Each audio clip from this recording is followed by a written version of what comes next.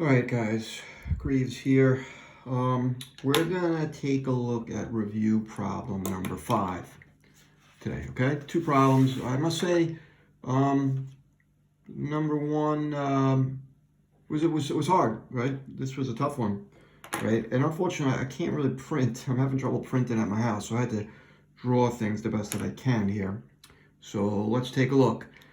Basically what they're saying, I got this one oval track, right? And I have two cars, X and Y, and they're going to be going around this oval track, right, at some different accelerations. So let's just take a look at that at first, okay? So car X, right? Did the best to draw this here. Just a couple of really important points about this. The curves, right, on X and Y, the cars are traveling at the same speed. That's very important to solve part B, okay? So, right, on the curves, they're traveling at the constant speed, V, which they call VC. VC is a curve, V curve, okay? So there are, like, this is a distance D, right? So this is a distance D, right? The curve is also a distance D, and they're broken up into different little sections. So, just to let you know, when we read this, right, the first section, right, first half of D, we're accelerating, slowing down, such that this is VC. This is also VC. And we go around at VC. When we get here, we accelerate halfway, decelerate VC. Y, what does Y do? Well, we accelerate from VC to 2VC halfway, right? So that's D over T, okay? No, that's not right. That's for this guy, D over 2. We're accelerating at D over 4. We're getting to a higher speed, right? Quicker in Y. And we're also going at that higher speed for a longer distance along the straightaway, right? Which kind of makes one of the problems really, really easy, right? So what the first problem says is, hey, draw the vectors, all right? So what do I have? Here, I'm accelerating, so I have an acceleration vector this way. What am I doing here? I'm accelerating, still going this way, but I'm accelerating that way.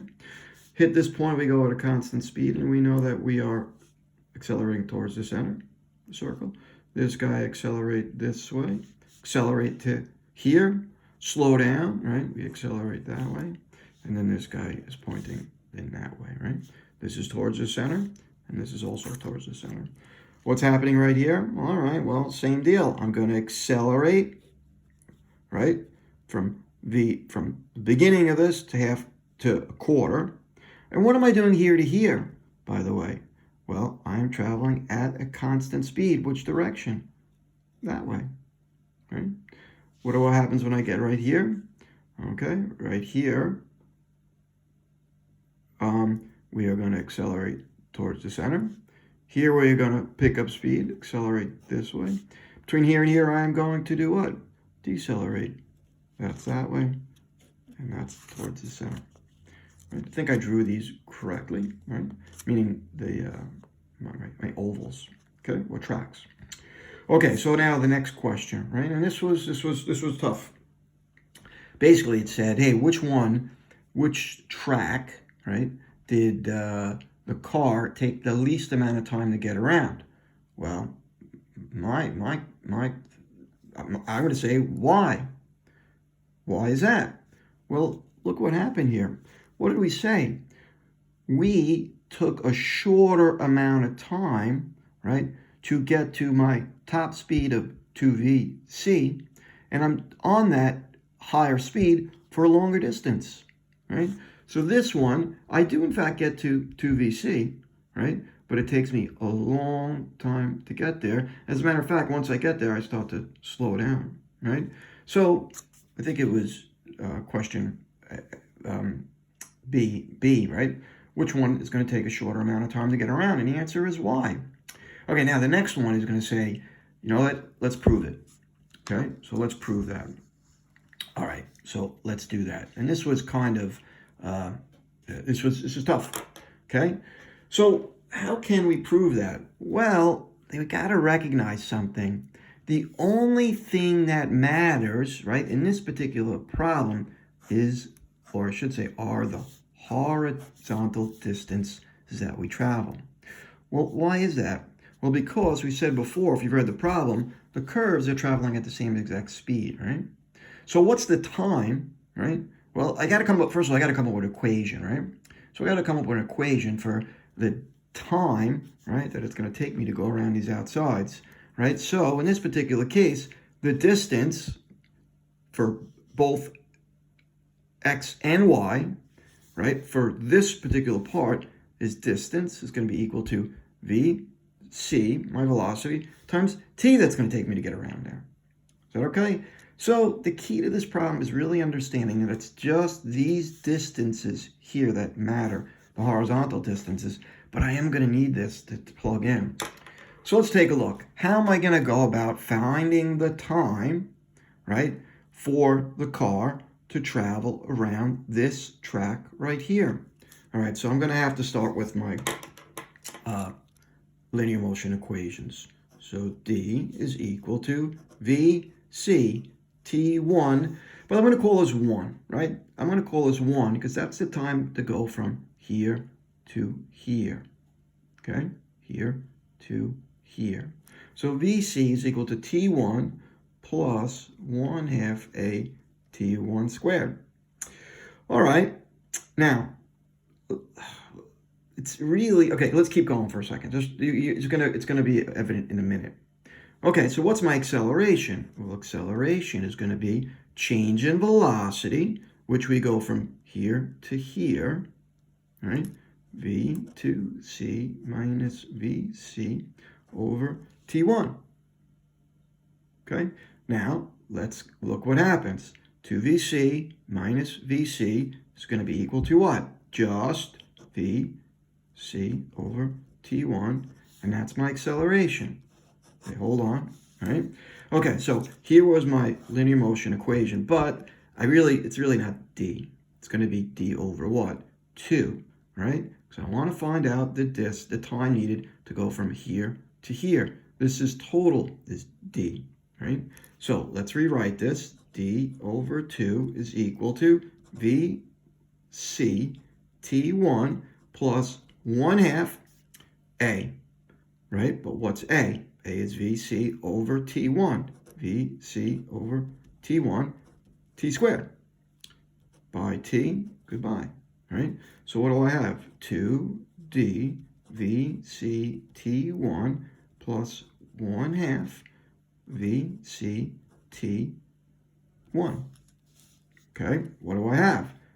A 1 VC1 plus 1/2 VC1. So this is going to give me 2D is equal to 3/2 VCT1. Okay, hold on now for a second. This is the time needed to go from here to here.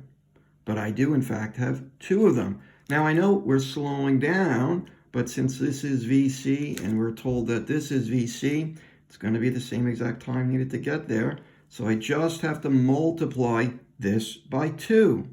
So multiplying this by 2, multiplying that by 2, that goes away, those 2 go away. So D is equal to 3VCT1. All right, right? Now, what do we have to do? I'm looking for the time total, right? Time total. Okay, so that's where this guy comes back into play. Okay, D is equal to VCTC, right? So can I plug this back into here? So let's get this so let's rework this, right? So DTC is equal to VC, right? So I'm going to take this value, I'm going to bring it back, I'm going to plug it into there. So I'm going to get, let's solve this first. Let's solve this for T1. Let's do that. T1 is equal to D 3VC. Then I'm going to take this, right? I don't know, I kind of messed up a little bit. I'm going to leave it like this. We're going to leave it like this, right? I'm going to take this, I'm going to plug that into the D right here, okay? So that gives me what? VC T1 over what? 3 VC by. So what do I get? T1 is equal to, well, this is TC, right? TC over 3, right? Now, okay, hold on a second. This is the time needed to just go from here to here, but I also need it here to here. So I have to multiply this by 2 as well. So multiplying this by 2 gives me 2/3, 2 over 3, right? So that's 0.66. Well, let's add another one there, TC. All right, so this is the time needed to go around for X.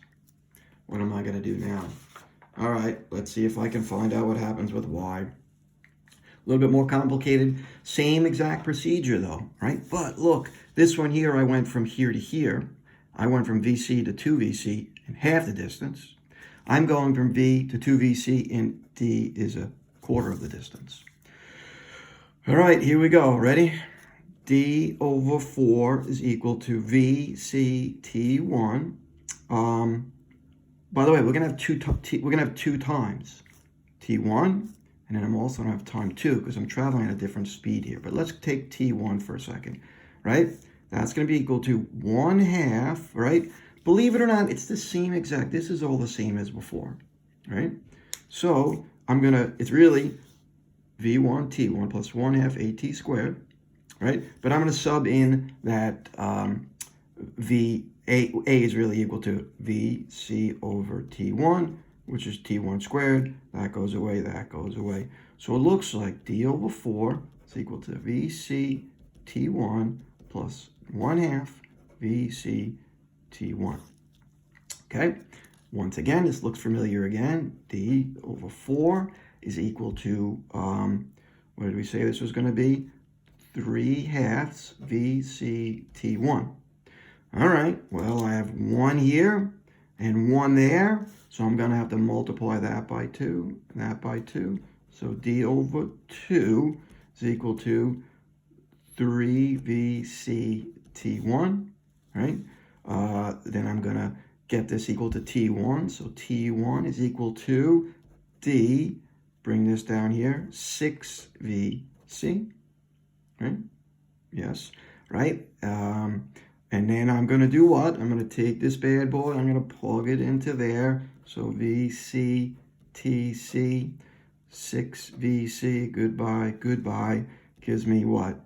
6 TC over what? 6 VC. Okay, that's the time just to go from here to here. That's T1, right? From here to here. I'll double that I doubled that already, right? So we doubled that. So that's the time for here and there. All right, what about the time for here? Let's call that T2. So I want to know how long it's going to take to go from here to here. All right, well, what do I know? D is equal to 2 VC T2, right?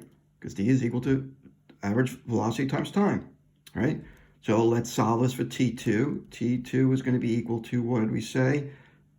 D, VC,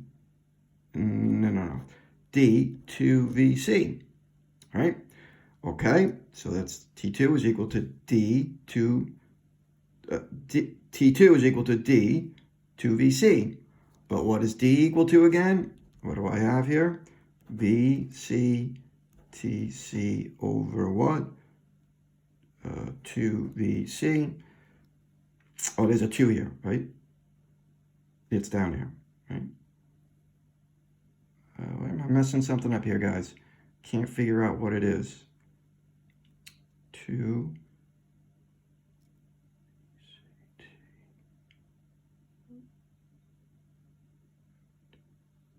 Oh, this is D over 2. That's why. Okay, so that's D over 2, right? That's correct. So let's do this again. My bad. So this distance, yes. This distance here, right, is D over 2. So what do I have? D over 2 is equal to 2VC T2. That's right, right? Then I'm going to solve for T2. So T2 is going to be equal to D, right? Bring this down, 4VC, right? 4VC. Let's plug in, right, what this guy is equal to, right? So this guy is going to be equal to VCTC over 4VC. Goodbye, goodbye. And T2 is equal to what? TC 4. All right, need the total time. So I need the total time. So total time is going to be equal to this, right, plus this, right? So I have total time is equal to T1 plus T2. So I'm getting TC over 6VC plus TC over what? 4VC, right? So doing a little bit, so this is 12, 2, so 2TC, 12VC plus 3, 12VC, 5VC over 12. Okay, 12 divided by 5, right? So on this, 5 divided by 12, 0.41. So we each kind of just prove that it's going to take less time for y. Next one, I would just look at the numbers here and we can describe that stuff, okay? So let's move on to the next problem, which is going to be my pendulum, okay? So we had a pendulum swinging back and forth, okay? Here it is, right? Pendulum swinging back and forth. All right, so it's going to swing back and forth, back and forth, back and forth. And quite frankly, it says, hey, at points P, lowest point, Q, up here, draw the acceleration and velocities. All right, so at this point, let's see, at P, it doesn't really matter, right? Let's say it's going this way. So what would be my acceleration at P? So there's my acceleration. If it's going this way, what's going to be my velocity? Well, velocity here is going to be tangent to the curve. If it's going the other way, I got to be honest with you guys, I don't remember where it is at this particular point. Velocity could be that way. All right, how about here? All right, be careful here for a second, okay? It wants velocities and acceleration. So Q is up at my highest point. Up at the highest point, what's my velocity? Well, there isn't any. So velocity is equal to 0. Okay, so what about my acceleration? All right, this one's tricky. You're going to want to tell me the acceleration is here, but it's not true. Not at this point. I'm going to draw things for a second, okay? So let's take a look. There's my tension. There's my weight, mg. Okay, at this particular point, all right, this would be mg. Let's call this y. Let's call this mgx, okay? If I just made that x and y. Okay, so at this particular point, when it stops right there, what's the only force acting on it? Well, it's going to be the component of gravity, which is now perpendicular to my path. Remember, so if I look at these two guys, I didn't draw them properly, but the tension in this, right, they're equal. So my acceleration right here is that, which, by the way, is really mgx. Okay, so that's my acceleration there. All right, so next, right? All right, so at Q, let's keep the same kind of convention here. It swings back down, it's at P. It wants to know the path of the object. All right, well, at this particular point, it breaks. So we are going to have a parabola. Okay, and then at Q, remember, it's going up, reaches its maximum height, it stops, it breaks right there, and that guy should just go straight down. Okay, so that is review number 5. I know that math on the first problem was quite a bit, but go through the video again, take a look, right, and hopefully it helps. Right, see you guys.